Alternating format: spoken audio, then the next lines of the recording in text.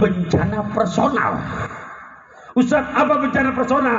Contoh, rumah tangga laki sama bini deket udah kayak kucing sama anjing, berantem. Mohon maaf Bapak Ibu, rumah tangga yang begitu nikmat apa bencana? Bencana. Saya hari ini jujur Bapak Ibu, udah tempat yang kelima, nyaman, bikin pantun gampang. Kenapa? Karena berangkat dari rumah nyaman. Dari tadi subuh sebelum subuh keluar, Masya Allah, istri dia sambut tangan saya, dicium sampai bunyi. Saya ambil lagi tangannya, saya cium lagi, bunyi lagi. Keluar pintu langsung ada upacara pelepasan. Ku lepas di kau pahlawan. Nah, kenapa? Karena happy. Makanya ngejalanin profesi nikmat, enjoy, betul nggak Pak? Itu rumah tangga. Kalau yang namanya ya Allah udah kayak lagunya Bang Haji Romah, udah nggak nikmat. Apa tuh? Surga yang engkau janjikan, neraka yang kurasakan, manis yang engkau katakan, pahit yang aku dapatkan. Wah, begitu rumah tangga. Nggak paham juga, udah nggak nikmat. Yang kayak di Indosiar tuh, apa kata Rosa? Ku menangis. Rumah tangga kalau udah begitu nikmat apa enggak Pak? Enggak nikmat. Yang enak tuh rumah tangga suami istri selalu take and give-nya, bahasanya ngalahin anak Genji. Apa ucapnya? I love you, you love me, you and me fabilaf bilaf. I belong to you, you belong to me, you and me fabilong bilong. Lah iya, betul apa enggak? Lah iya Bu, tuh rumah tangga yang enak begitu. Mana bencana lagi? Kadang suami istri enggak, di anak. Mana di anak? Ya Allah Pak, Bu, anak sekarang kalau kita nggak didik pakai akhlak, tuh kondisinya berabi. Orang tuanya cakep namanya Abdullah, biar gaul manggil bokap.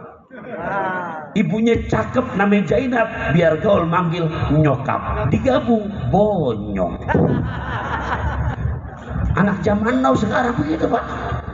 Belum lagi yang terprovokasi dengan pergaulan bebas. Lebih bencana. Mana nikah belum, ngelamar nggak berani, tapi gaya hidup kayak laki bini. Lah beneran Pak. Malam Minggu, malam Sabtu tuh anak perawannya disamprak pakai motor, udah bangga banget. Padahal itu motor, mohon maaf, belum tentu punya dia. Kalaupun punya dia, kadang-kadang diremnya masih kencang, bunyinya kredit. Dan gimana nggak jadi bencana? Jujur aja, kalau laki perempuan yang bukan mahramnya udah kesana kemari berdua-duaan, kira-kira tempat yang dicari yang rame apa yang sepi, yang terang apa yang gelap? Lebayakkan gelap sepi berduaan, yang ketiga siapa udah?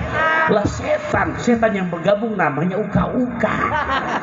Uka aju, uka anak, uka utang, uka anak, esok uting. Mohon maaf, bencana nggak begitu? Bencana. Ya Allah. Allah berjanji malam ini dengan gemah salawat kita amalin ntar nyampe rumah, dan jangan hanya besok doang, istiqomahkan. Kenapa? Gusti Allah nggak bakalan bikin bencana buat mereka. Mana lagi contohnya? Bisnis modal nambah tapi untung nggak pernah kelihatan. Lah iya, bencana nggak tuh? Bencana. Yang ada kredit sono, akhirnya ke depan jalan nggak berani, ada yang nagih utang. Ke belakang nggak berani karena korban pinjol. Bencana apa nggak tuh? Bencana. Allah berjanji nggak bakalan ngerasain yang begitu. Syaratnya mana? Lagi baca wa anta fihim lagi. Selama kamunya di sini bukan kita. Kata mufasir menjelaskan, ai Muhammad Rasulullah.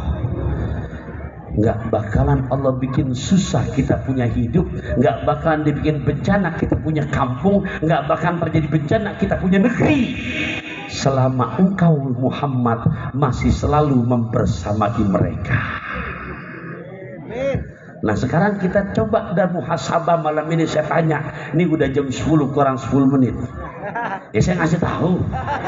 Jujur, dari melek mata tadi pagi sampai kenari, jujur. Udah berapa ribu kita basahi lidah kita dengan mengucap nama yang mulia Muhammad Rasulullah. Dapat udah 5.000, 3.000, belum, 2.000, 1.000, belum juga, gope, belum juga, 300, pantes belangsak. Ya berarti belum pakai kita. Yuk, habis maulid besok laksanakan dengan tema terpampang besar, gema salawat. Allah yang janji. Pak, cerita dikit biar makin semangat dan termotivasi. Boleh ya? Tadi Pak Asep nanya, Ustaz anaknya nggak ngikut? Biasanya ngikut, sering ngikut ya. Saya bilang lagi packing karena besok mau balik lagi ke Mesir.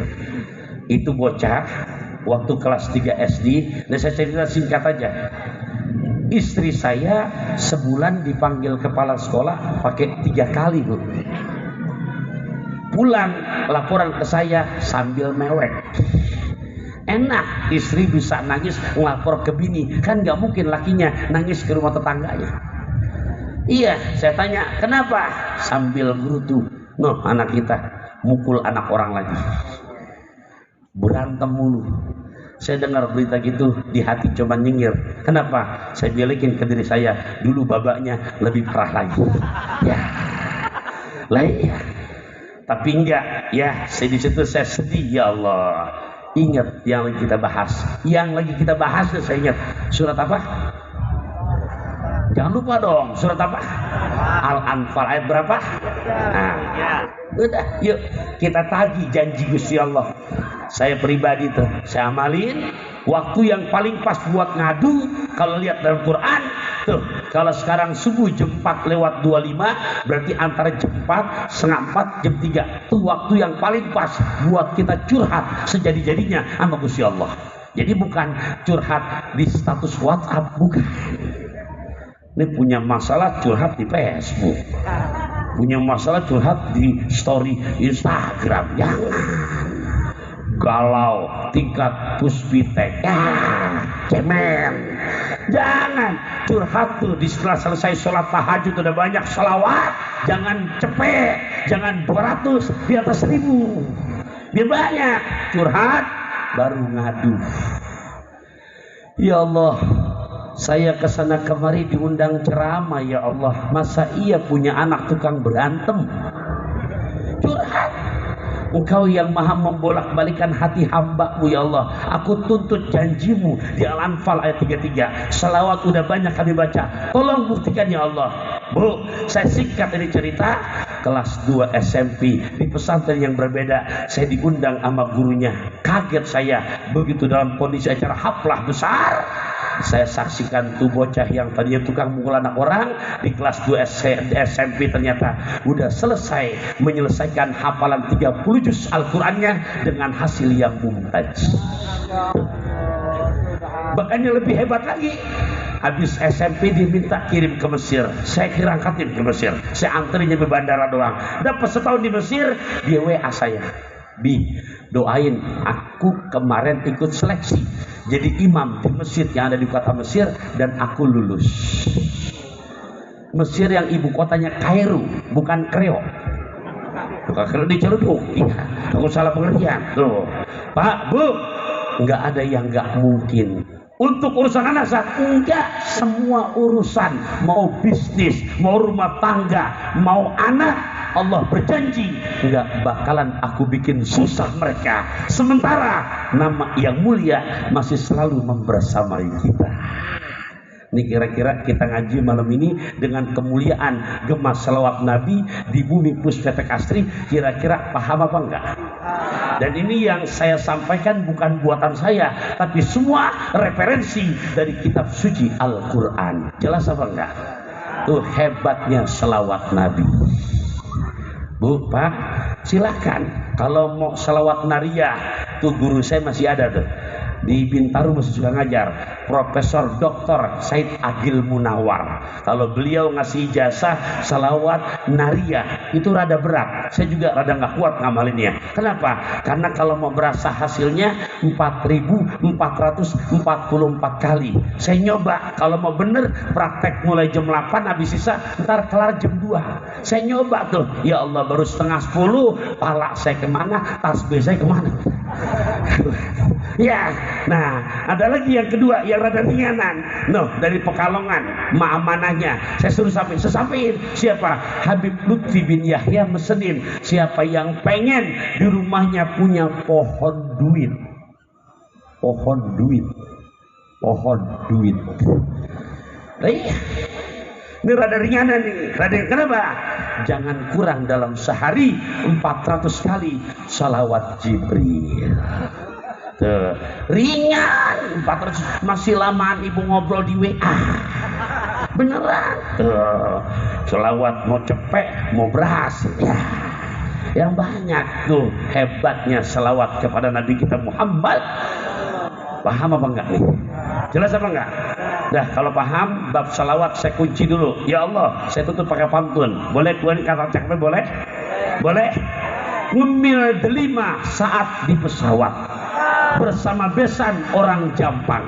Siapa yang istiqomah dalam berselawat, pasti segala urusan Allah buat gampang. Allahumma sholli ala sayyidina wa ala ali sayyidina. Nah, yang kedua, saya mau ngajak, bukan buat saya, buat masjid kita tercinta. Tadi ada amanah, tapi nggak sekedar ngajak, kita ngaji dulu. Tandain yang kedua, masih shot juga depannya. Kalau tadi shot pertama salawat Nabi, shot kedua sodakoh. Apaan? Buka lagi surat ke-63, juz ke-28, ayat ke-60, ayat ke-9, 10, 11. Ya, dilihat surat ke-63. Entar dulu ya. Ngaji biar paham. Enak jadinya. Ya, surat ke-63 juz 28 ayat 9, 10, 11. Bantuin surat ke berapa? 63 juz berapa? 28 ayat berapa? 9, 10, 11. Tuh ayatnya. Jadi kalau misalkan kamu gitu, bukan katanya, nih ayatnya baca, begitu diajarinnya. Oke, sudah ketemu ya. Allah meselin buat kita semua. Ya ayyuhalladzina amanu, hai sekalian orang-orang yang beriman. Semoga kita semua di hadapan Allah termasuk hambanya yang beriman. La tulhikum amwalukum wala auladukum an dzikrillah. Jangan sampai kamu sekalian, hai Taufikur Rahman, hai para ayahanda, hai para bunda, hai para ananda, jangan sampai kamu hanya dilalaikan dua urusan, harta anak. Bohong kalau kita nggak cinta sama harta dan anak. Betul apa enggak? Tapi Allah bukan ngajarin supaya nggak cinta, jangan sampai dilalaikan. Ustaz mah kenapa? Kalau udah kebangetan cinta sama dua urusan, boro-boro buat maulidan. Ngapain sih pakai maulidan? Nyumbang pakai mahal-mahal, dan duitnya simpen aja di bank buat anak. Ngapain sih pakai baksos buat saudara di Palestina, duit simpen di bank buat anak. Ngapain saya pakai takjiah, ngeluarin duit, bantuin, duit simpen buat anak? Ada nggak orang yang mindset memikir begitu? Siapa yang begitu kata Quran? Faulaika humul khosirun. Ayat 9-nya. Mereka adalah orang-orang yang merugi. Kita nggak mau rugi, kita mau beruntung. Oleh karenanya ayat 10 Allah ngasih solusi. Wa anfiku. Dan infakkan oleh kamu hai Taufikur Rahman, infakkan oleh kamu hai ayahanda, hai para ibunda, dari rezeki yang aku kasih kepada kamu. Tapi ada warning, sebelum kamu jadi jenazah. Iya, begitu bunyinya.